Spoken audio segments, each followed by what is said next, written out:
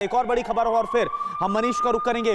रूसी मिसाइल धमाके से पोलैंड में हाई अलर्ट घोषित कर दिया गया है।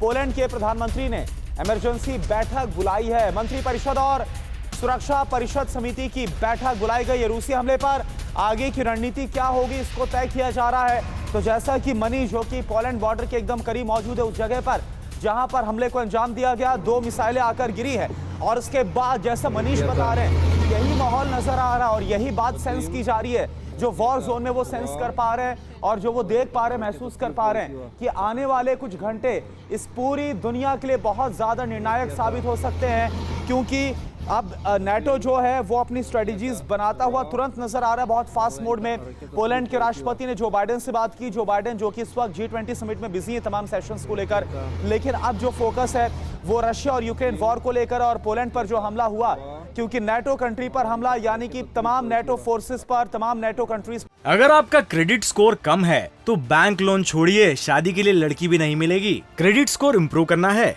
तो फ्रीडम ऐप को अभी डाउनलोड करो। पर हमला माना जाता है और फिर यूनिफाइड होकर ये जो मिलिट्री अलायंस है वो इसका जवाब देता है। तो क्या यही जो यूनिफाइड जवाब है वो दिया जाएगा? तो रूस का बड़ा हमला यूक्रेन सहम गया है। 100 से ज्यादा मिसाइलें गिरी। आप देखिए, यूक्रेन पर रूसी सेना की तरफ से अभी तक का सबसे बड़ा अटैक है जिसको अंजाम दिया गया।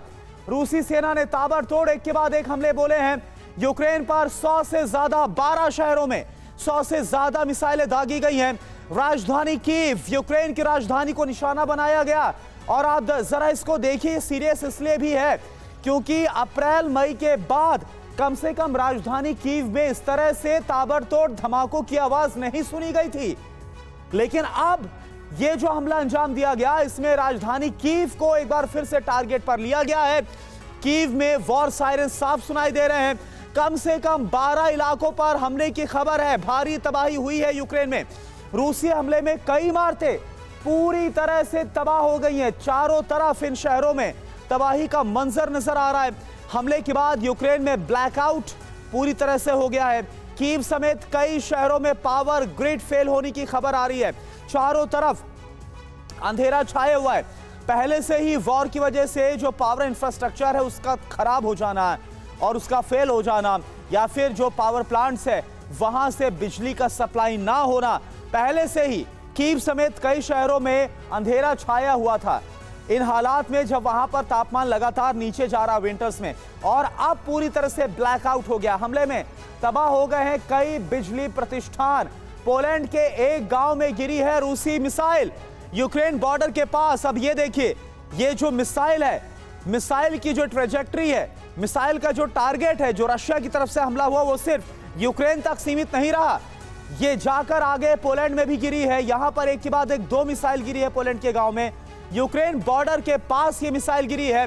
मिसाइल गिरने के बाद 2 लोगों की मौत की खबर है। तो इन 2 लोगों की मौत का बदला क्या पोलैंड की तरफ से लिया जाएगा? क्या पोलैंड, जो कि नेटो का हिस्सा है, अब नेटो पोलैंड कंट्री के ये 2 लोग जो मारे गए हैं इस हमले में, क्या उसका बदला लेंगे और कैसे लेंगे? क्या स्ट्रेटेजी होगी?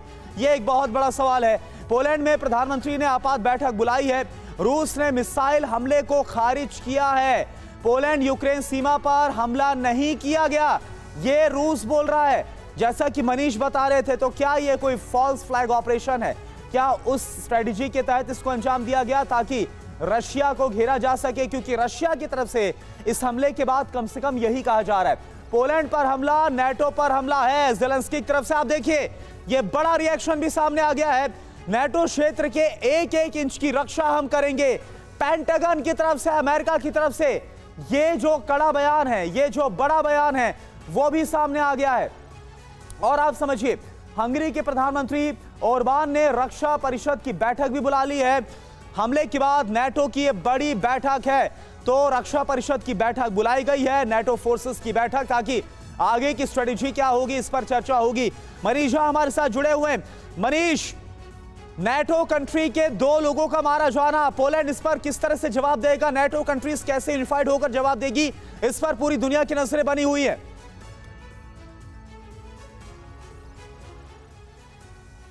देखिए करुणा, नाटो का कानून तो यही कहता है कि अगर नाटो के किसी एक देश पर हमला होगा तो फिर पूरी जो संगठन के सभी सदस्य देश हैं वो सब मिलकर लड़ाई करेंगे। और पोलैंड नाटो का एक सदस्य देश है। फरवरी से लेकर अब तक के जो युद्ध चल रहे थे उसमें नाटो की तरफ से हथियार जा रहे थे, क्योंकि लड़ाई यूक्रेन और रूस के बीच में थी। हालांकि तब भी पूरी ताकत के साथ नाटो उसकी मदद कर रहा था, लेकिन पहली बार हुआ है कि बीते 10 महीने में एक मिसाइल ऐसी जगह जाकर गिरी जो पोलैंड की सरजमी है, जहां पर पोलैंड के 2 लोग मारे गए। वैसे में नाटो के 1-2 लोगों का मारे जाने के बाद अब उम्मीद तो यही की जा रही है कि नाटो की तरफ से रिएक्शन हो। लेकिन फिर बात यही है कि रूस का कहना है कि ये मिसाइल हमारी नहीं है, तो फिर किसके मिसाइल है? आखिर कौन वो लोग हैं या कौन वो देश हैं जो चाहते हैं कि नाटो इस जंग में सीधे सीधे उतरे? क्रेमलिन से जुड़े एक बड़े रक्षा विशेषज्ञ का दावा यह है कि इस तरह के मिसाइल के टुकड़े जो दिख रहे हैं वहां पर वो यूक्रेन के S-300 के सिस्टम के भी हो सकते हैं। तो क्या यूक्रेन का S-300 सिस्टम का मिसाइल का टुकड़ा जिसे अब रूस का बताया जा रहा है, क्या ऐसा है? और अगर नहीं तो फिर नाटो को लड़ने के लिए युद्ध के मैदान में उतरना ही होगा, उस जगह जहां अभी TV9 की टीम मौजूद है। यहां पर आप रूस और नाटो के बीच के जंग को जल्द ही देख सकते हैं। लेकिन मनीष मुझे अभी भी याद है जब जंग की शुरुआत हुई थी, मनीष मुझे अभी भी याद है जब जंग की शुरुआत हुई थी, उस दौरान भी इसी सीमाई इलाके में जो पोलैंड और यूक्रेन का सीमाई इलाका है, यहां पर उस ट्रेनिंग सेंटर को टारगेट किया गया था, जहां से खबर यह थी कि वहां पर जो यूक्रेनियन फोर्स है उसे नेटो कंट्रीज की जो फोर्सेस है वो ट्रेन कर रही हैं, उन्हें जंग के लिए तैयार कर रही हैं। उस दौरान भी इस तरह का हमला बोला गया था। खैर वो यूक्रेन के इलाके में था, लेकिन एकदम सीमा पर था। लेकिन अब जो स्ट्राइक है वो सीधे उस पार जाकर हुई है। जी हाँ, बिल्कुल। देखिए, वैसे तो ऐसे लग रहा है जैसे कि रूस, नाटो और यूक्रेन ये तीनों कबड्डी का गेम खेल रहे हैं कि एक लकीर है, लकीर के इस पार अगर गिरी तो नाटो के लोग लड़ने आ जाएंगे। जब तक आप लकीर के इस पार रह रहे हैं तब तक नाटो वाले बस केवल हथियार सप्लाई करते रहेंगे। अब ऐसी स्थिति में जब नाटो के सभी सदस्य देश पिछले कुछ घंटे से लगातार अपने यहाँ हाई लेवल की मीटिंग कर रहे हैं, एक कंट्री दूसरे कंट्री के प्रधानमंत्री से, राष्ट्रपति से बात कर रहा है, तो वैसी स्थिति में मुझे लगता है कि वो मिसाइल का बेजान टुकड़ा तो नहीं बता पाएगा कि वो रूस का है कि यूक्रेन का है या नाटो का है। हाँ, ये जरूर है कि इन लोगों ने अगर तय कर लिया कि हाँ अब हमें खुद वो समय आ गया है जब आकर हम रूस से लड़ेंगे, खास करके खेरसौन के प्रकरण के बाद। ठीक है, और मनीष मैं आपको इंटरप्ट कर रहा हूं। अगर आपका क्रेडिट स्कोर कम है तो बैंक लोन छोड़िए, शादी के लिए लड़की भी नहीं मिलेगी। क्रेडिट स्कोर इम्प्रूव करना है तो फ्रीडम ऐप को अभी डाउनलोड करो।